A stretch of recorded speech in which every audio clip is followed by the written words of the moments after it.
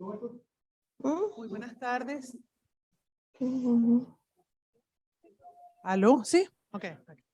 Buenas tardes, muchísimas gracias al comité organizador del 8º Congreso de Neumología Pediátrica en el marco del 31º Congreso Venezolano de Neumología y Cirugía del Tórax. Muchísimas gracias a todos ustedes por estar aquí y de verdad es increíble volvernos a ver.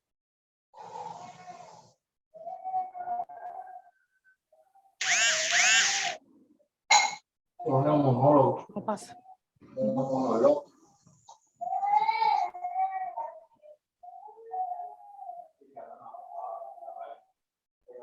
Y la acabamos de ver.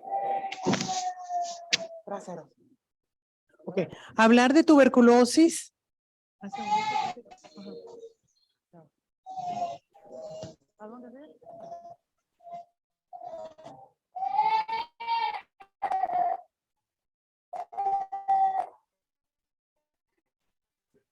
Ajá. Ah, sí, yo sé, pero ¿hacia dónde apunto? Entonces me tengo que poner aquí. Okay. Hablar de tuberculosis siempre ha sido un reto para todos los que trabajamos en salud pública respiratoria. Todo lo que se ha dicho hasta ahorita de la tuberculosis es cierto, es la gran simuladora, es la gran camuflajeadora, es capaz de vivir con nosotros toda la vida por muchísimos años, evadiendo el sistema inmune para después desarrollar una enfermedad que reviste una elevada morbimortalidad.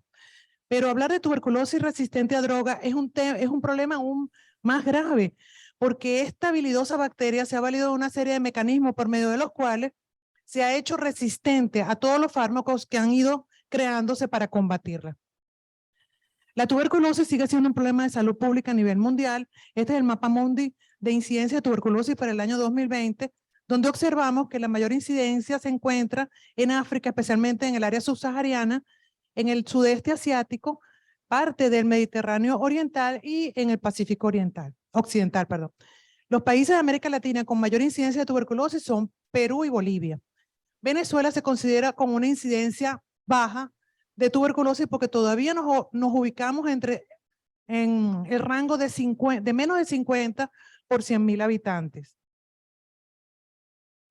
Para ninguno es un secreto que desde el 2016 no tenemos boletín epidemiológico, pero para el año 2020 el Programa Nacional de Salud Respiratoria del Ministerio reportó 8.639 casos de tuberculosis en el país, la mayoría concentrados en el Distrito Capital, Estado Miranda, Carabobo, Zulia y Anzoátegui.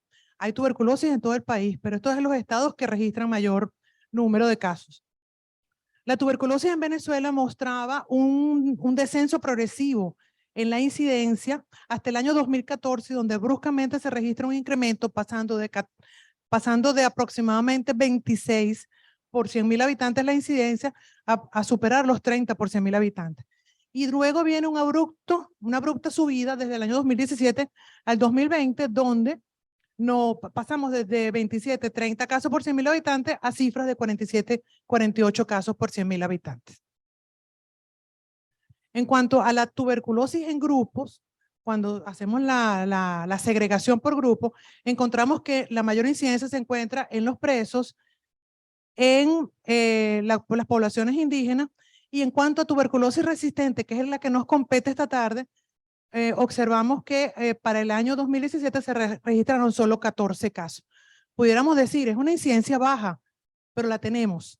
Y al tenerlos tenemos que estar alerta. Nosotros tenemos que picar adelante y conocer el tema antes de que nos llegue el primer caso. A nivel mundial se infectan cada año 7.5 millones de niños. 1.100.000 aproximadamente desarrolla la enfermedad, que representa el 12% del total de casos. 230.000 muertes aproximadamente por año por esta causa en edad pediátrica. Todo esto es edad pediátrica. 67 millones de niños en el mundo en la actualidad tienen tuberculosis. 5 millones aproximadamente tienen algún caso de monoresistencia. 2 millones tienen multidrogoresistencia y 100.000 tienen tuberculosis extremadamente resistente. Ya vamos a hablar de esos términos. Esta cifra me la suministró la doctora Mercedes España, quien gentilmente se dio estas cifras en el último quinquenio. La doctora Mercedes España dirige el Programa Nacional de Tuberculosis y ella funciona a nivel del Hospital José Ignacio Baldó. Encontramos menores de 14 años, para el año 2017, 500 casos, para el año 2018, 605, 2019, 565. Luego se observa un descenso en el número de casos para el año 2020 y 2021, y la explicación fue el uso de la mascarilla y el distanciamiento social, que redujeron el número de casos de tuberculosis. Casos de tuberculosis resistentes pediátricos a nivel del ministerio, solo uno en los últimos 10 años. En cuanto a la mortalidad por tuberculosis, continúa estando entre las primeras 20 causas de mortalidad. Para el año 2019 ocupó el puesto número 13. Y en nuestro país, actualmente la incidencia o la mortalidad por tuberculosis es aproximadamente de 2.3 a 2.5 por 100.000 habitantes. Debemos conocer el glosario que emite la OMS de tuberculosis resistente y debemos manejar todos la misma terminología. Hablamos de monoresistencia cuando existe resistencia a un medicamento antituberculoso de primera línea, siendo la más frecuente la resistencia a rifampicina. Hablamos de polirresistencia cuando existe resistencia a más de un medicamento antituberculoso de primera línea, pero no simultánea a isoniazida y rifampicina. Hablamos de multidrogoresistencia cuando hay resistencia simultánea a isoniazida y rifampicina. La tuberculosis pre-XDR cuando hay resistencia a isoniazida, rifampicina y a quinolonas. Y la extremadamente resistente cuando hay resistencia a isoniazida, rifampicina, quinolona y a otro medicamento del grupo A como linezolid o bedaquilina. En la literatura vamos a encontrar el término de tuberculosis totalmente resistente, que son casos de tuberculosis resistente a todas las drogas conocidas para tuberculosis, pero no está en el glosario de la Organización Mundial de la Salud todavía. Esta infección tan complicada, tan difícil, ha obligado, nosotros sabemos que la mayoría de las bacterias las podemos tratar con dos, los casos más severos con 2, 3 antibióticos, pero en esta infección necesitamos de muchísimas drogas, combinamos medicamentos que a su vez ataquen a la bacteria en todos los flancos posibles, de manera que sea rápida y efectiva la respuesta terapéutica. Así tenemos que se combinan medicamentos que inhiban la síntesis del ácido micólico que forma parte de la pared de la bacteria con fármacos que inhiban la síntesis proteica, fármacos que inhiban la transcripción genética y la replicación, que lo priven de sus nutrientes inhibiendo la síntesis de folato o que reduzcan su capacidad de generar ATP y de esa manera la bacteria no puede realizar sus funciones biológicas normales. La mayoría de los fármacos antituberculosos conocidos se encuentran en el primer grupo, los que inhiben la síntesis de la pared o los componentes de la pared de la bacteria. ¿De qué mecanismo se ha valido este habilidoso germen para desarrollar resistencia a los fármacos conocidos para ella? Fundamentalmente, como en microbiología siempre se trata, son mutaciones.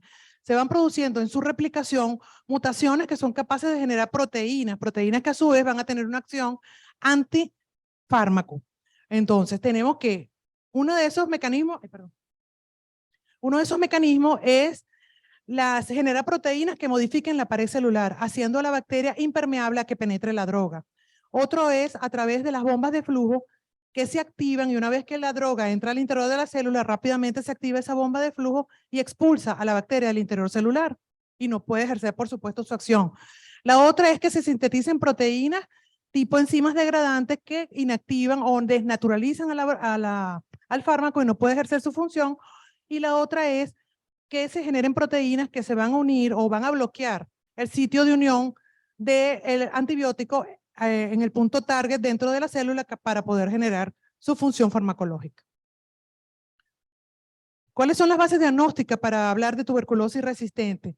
Es un paciente que no mejora clínicamente, que los síntomas que lo llevaron a consultar o los síntomas de su enfermedad actual no mejoran con el tratamiento adecuadamente colocado y adecuadamente guiado y supervisado, que existe o no un nexo epidemiológico de un paciente o contacto con tuberculosis con alguna forma de resistencia, aunque no siempre ese contacto se consigue, que exista o no antecedentes de un tratamiento antituberculoso, que aquel paciente que a pesar de un tratamiento bien aplicado no hay mejoría radiológica ni en la rayos X simple, ni en la tomografía, ni en el ultrasonido. Y en tuberculosis resistente, el gold estándar para el diagnóstico son las pruebas de laboratorio. ¿Cuáles son los factores o condiciones de riesgo para hablar de tuberculosis resistente, que a su vez son los criterios para solicitar las pruebas moleculares de resistencia que veremos más adelante?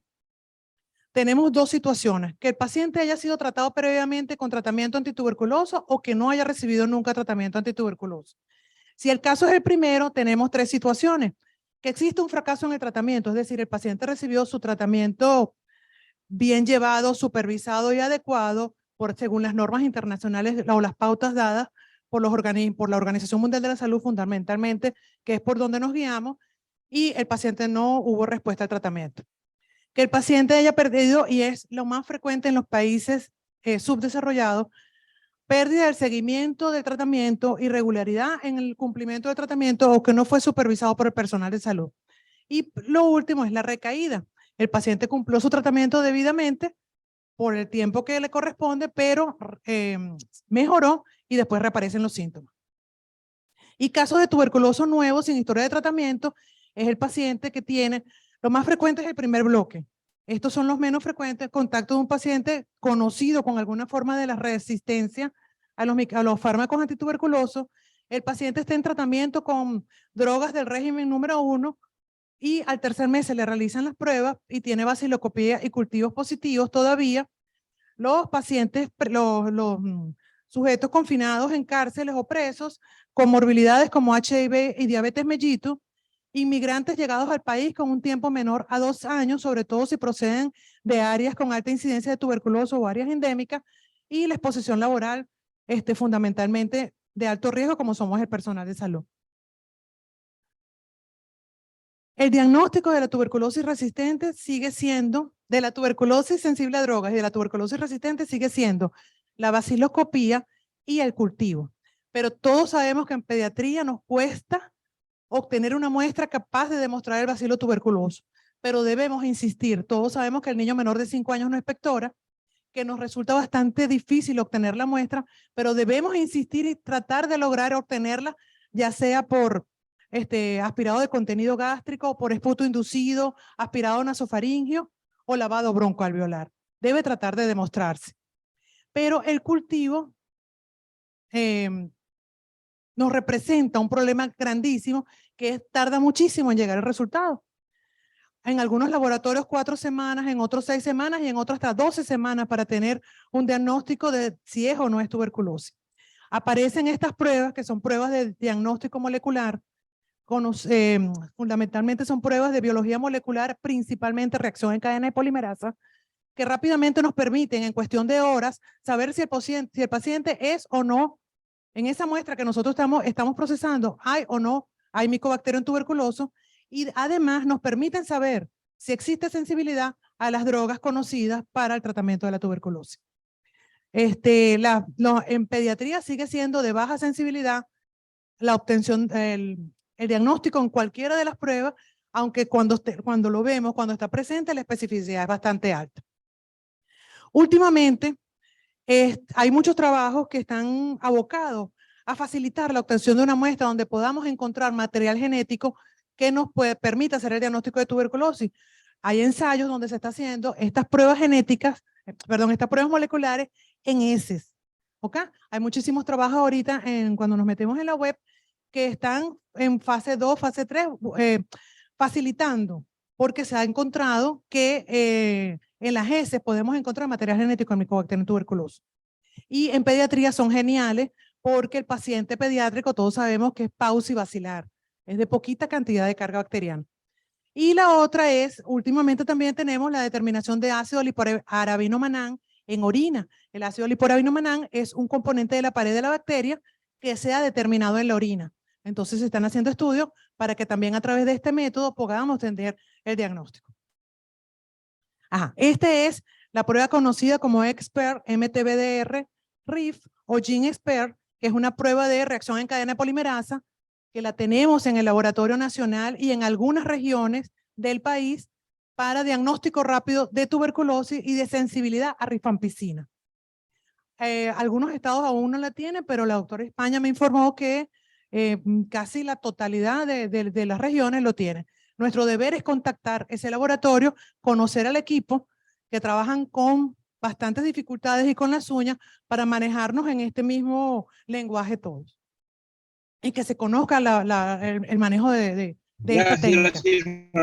En una hora y 45 minutos ya tenemos el resultado y sabremos si el paciente es o no es positivo esa muestra que estamos procesando y si hay o no sensibilidad a rifampicina. Tenemos la prueba del Genotype MTBDR+, que no solamente nos diagnostica sensibilidad a rifampicina, sino que también diagnostica sensibilidad a isoniazida. Y la prueba del Genotype MTBDR Second Line, que determina la sensibilidad a isoniazida, rifampicina, a quinolonas y aminoglicósidos. Entonces, tenemos una muestra que reúne todos los criterios para pensar que estamos en presencia de un paciente probable con tuberculosis resistente a drogas. Lo sometemos al GeneXpert, que es o el Expert MTB-RIF, y tenemos estas situaciones. Se detecta el Mycobacterium tuberculoso. Una vez que determinamos que sí existe en esa muestra positivo para Mycobacterium tuberculoso, se hace la sensibilidad a rifampicina y tenemos dos resultados. ¿Es sensible a rifampicina o no es sensible o es resistente a rifampicina? Si es sensible a rifampicina, el paciente sigue el tratamiento correspondiente a tuberculosis sensible a drogas. Pero si es resistente a rifampicina, nosotros debemos hacer el Genotype MDR-TB+ para saber si hay o no sensibilidad a isoniazida. Entonces tenemos dos situaciones: que el paciente sea resistente a rifampicina, pero sensible a isoniazida, se aplicará el esquema correspondiente. Pero si el paciente es resistente a ambas drogas, entonces debemos hacer el Genotype MDR-TB SL, que detecta sensibilidad a drogas de segunda línea, que son las que utilizamos en los casos de resistencia a las de primera línea. Y puede ser que no se pudo saber si hay sensibilidad o no, o resistencia o no a rifampicina, que es el resultado indeterminado. Entonces ahí seguimos. Esa muestra será procesada o ese paciente será estudiado mediante el cultivo y las pruebas de sensibilidad que hasta ahorita utilizamos, que son la de Gross y la de Canetti, hasta tener sensibilidad a drogas de primera y de segunda línea. Y puede ser que el paciente, hay un Mycobacterium, pero no es tuberculoso. Entonces, en ese caso, se aplican las pruebas de identificación y tipificación de Mycobacterium nube tuberculoso por cultivos o por las pruebas moleculares del IPA, de Genotype Mycobacterium común, para Mycobacterios comunes, Genotype Mycobacterium menos comunes y el PRA. Estas son las drogas de primera línea conocidas por todos nosotros. No voy a explicar cada una de ellas en aras del tiempo, pero ya la estreptomicina prácticamente no está en el esquema. Está en la primera columna es el mecanismo de acción de la droga. En el segundo es las mutaciones asociadas a la resistencia a esta droga y el porcentaje, y observamos que la mayoría de la resistencia es a rifampicina. Este es el esquema de tratamiento de tuberculosis sensible a drogas que maneja la Organización Mundial de la Salud y es el que seguimos en Venezuela, donde se trata, esto es sensible, ¿ok? Sensibilidad. 2 meses iniciales de isoniazida, rifampicina y piracinamida, seguido de 4 meses de isoniazida y rifampicina. Se asociará etambutol como cuarta droga en aquellos casos donde el paciente esté severamente enfermo o donde venga de una zona con alta endemicidad de resistencia a isoniazida.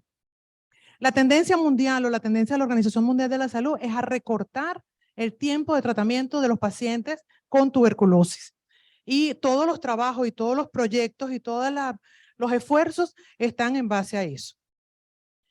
En Venezuela contamos afortunadamente con la presentación de las tabletas dispersables con dosis fija combinada para la etapa inicial y para la etapa de mantenimiento. Estas son, las de la etapa inicial combina rifampicina con piracinamida e isoniazida a las dosis de 75, 150 y 50 respectivamente, y para la etapa de mantenimiento rifampicina e isoniazida únicamente. El tratamiento, como todos sabemos, es por kilo de peso. En Venezuela el tratamiento es de lunes a viernes, se descansa sábado y domingo, y en la etapa inicial son 10 semanas. La etapa de mantenimiento, igual de lunes a viernes, con descanso sábado y domingo durante 18 semanas para dar un total aproximadamente de 7 meses. En la Organización Mundial de la Salud, en conjunto con la Universidad de Harvard, específicamente en la Facultad de Medicina, el Departamento de Medicina Social, crearon lo que se conoce como el Proyecto Centinela. El Proyecto Centinela tiene la meta de reducir el número de casos, la morbilidad y la mortalidad por tuberculosis multidrogo resistente a nivel mundial. Está en la web, es un manual bastante sencillo, de lectura muy agradable, y no solamente tiene los nuevos avances al respecto en el tema, sino que también tiene una guía muy buena preventiva para los pacientes. Consideramos en los niños tuberculosis multidrogo resistente confirmada cuando sea bacteriológicamente demostrada por cultivo o pruebas moleculares. Tuberculosis multidrogo resistente probable cuando existan signos y síntomas y una rayos X patológica en un niño que tiene una exposición conocida. En este caso nos vamos a guiar o vamos a iniciar el tratamiento en base a la sensibilidad del caso índice. Y tuberculosis multidrogo resistente posible, donde existe epidemiología compatible, donde existe una falta de respuesta al tratamiento convencional y se descartó la falta de adherencia y excluido otro diagnóstico. El paciente haya recibido un tratamiento previo en el último año y el nivel de sospecha sea alto. Estas son todas las drogas de segunda línea que se utilizan para el tratamiento de la tuberculosis resistente a las drogas de primera línea. Igualmente no vamos a explicar toda la lámina, pero entre ellas están la fluoroquinolona, aminoglicósidos, etionamida, el PAS, cicloserina, tioacetasona, macrólidos, clofazimida y linezolid. Igualmente mecanismos de acción y los mecanismos de resistencia, porque a estas drogas de segunda línea también el Mycobacterium tuberculoso ya ha desarrollado mecanismos de resistencia. Y las nuevas drogas, o que llaman de tercera línea, son estas que están aquí, donde observamos que destacan la bedaquilina, el delamanid, el pretomanid, las benzotiazinonas, el CQ109, el sutesolid y el OPC 16832. Los que se encuentran en números son, inclusive ya pasaron la fase 3, sin embargo, todavía no tienen nombre comercial y pronto sabremos de ello. Bueno, aunque el CQ109 desde el 2016 está aprobado, pero es una droga de origen ruso y bueno, ustedes saben cómo es. Entonces, a estas drogas también el Mycobacterium tuberculoso ya ha desarrollado mecanismos de resistencia y se observan los principales casos están ubicados en Asia y en África y en el sudeste asiático. Ok. Entonces, ¿cómo se trata un paciente que ya tenemos el diagnóstico de tuberculosis resistente a drogas? Se incluye estos pacientes, si la tuberculosis normalmente utilizamos 3, máximo 4 para la sensible, para esto utilizamos 5 y hasta 6, que incluyen las 3 drogas del grupo A, sea levofloxacina o moxifloxacina, más bedaquilina y linezolid, seguida de las dos drogas del grupo B, cicloserina o tericidona o clofazimina, y se utilizará una sexta droga en aquellos pacientes severamente enfermos o cuando no podamos utilizar algunas del grupo A o del grupo B. Ese es tal cual. Ajá. En pediatría, consideraciones especiales. Debemos preferir los esquemas orales en los pacientes pediátricos por la mejor adherencia, la seguridad en el cumplimiento. Sabemos que estos son esquemas de tratamiento muy largos y el problema de la resistencia fundamentalmente se debe al abandono del tratamiento en la mayoría de los casos. Siempre debemos basarnos en la sensibilidad del caso índice.